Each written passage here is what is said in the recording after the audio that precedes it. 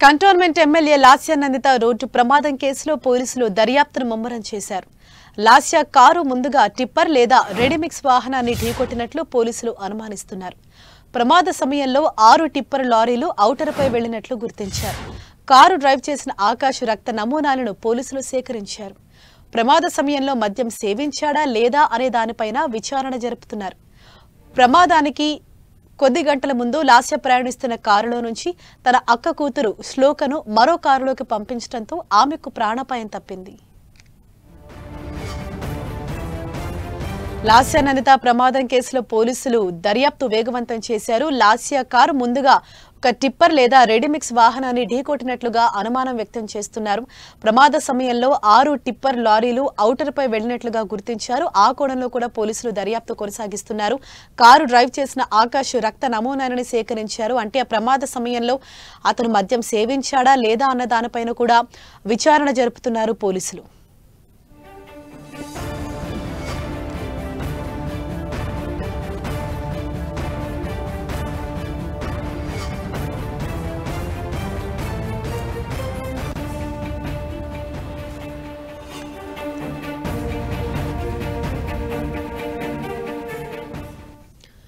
లాస్య నందిత కేసుకు సంబంధించి పోలీసులు దర్యాప్తు వేగవంతం చేశారు. దీనికి సంబంధించి మరింత సమాచారాన్ని మా ప్రతినిధి సునీల్ మనకు అందిస్తారు. సునీల్,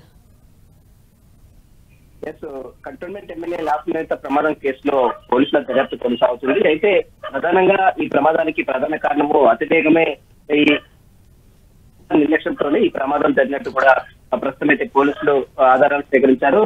అయితే ప్రధానంగా గత ప్రమాదం జరిగిన రోజు ఉదయం 5:20 ప్రాంతంలో లాస్య నందిత కారు ముందున్నటువంటి ఒక టిప్పర్ ని రెడీమిక్స్ వాహనాన్ని ఢీకొట్టినట్టు కూడా పోలీసులు కొంత ఆధారాలు సేకరించారు. ఈ ప్రమాదంలో 6 టిప్పర్ లారీలు ఔటర్ రింగ్ రోడ్ నుంచి వెళ్ళినట్టు కూడా గుర్తించారు. ఎందుకంటే గతంలో చూసాము లాస్య నందిత కార్లు యాక్సిడెంట్ అయిన రోజు కూడా కారు నిండా మొత్తం కూడా సిమెంట్ కాంక్రీట్ కు సంబంధించిన ఆనవాళ్ళు కూడా పోలీసులు గుర్తించారు. వాటిని మొత్తం కూడా ఎఫ్ఎస్ఎల్ పంపించిన నేపథ్యంలో ఆ సిమెంట్ కి సంబంధించి కాంక్రీట్ పెద్ద లారీకి ఈ యొక్క కారు ఢీకొట్టినట్టు కూడా ప్రస్తుతం కొన్ని ఎవిడెన్స్ కూడా కలెక్ట్ చేశారు. ప్రస్తుతం దానికి సంబంధించి 6 టిప్పర్లకు సంబంధించి దానిపై కూడా ఇప్పటికే పోలీసులు వాటి నెంబర్స్ కూడా పూర్తిగా టాలీ చేయాలంటే వాటిందరూ కూడా పిలిచి విచారించాలని మాత్రం ప్రస్తుతం అయితే పదాంతర పోలీసులు భావిస్తారు. ఇక మరోవైపు ఇప్పటికే మనం చూసాం లాస్య నందిత కుటుంబ సభ్యులు కూడా డ్రైవరు పిఏగా ఉన్నటువంటి ఆకాష్ పై కూడా అనేక ఆరోపణలు కూడా చేయడం జరిగింది. అతనిపై కేసు కూడా నమోదు చేయడం జరిగింది. సెక్షన్ 304 కింద ఇప్పటికే పోలీసులు కేసు నమోదు చేసుకుని ఒకవైపు దర్యాప్తు కొనసాగిస్తున్నారు. ఇక మరోవైపు ప్రమాదం జరిగినటువంటి రోజు జరిగిన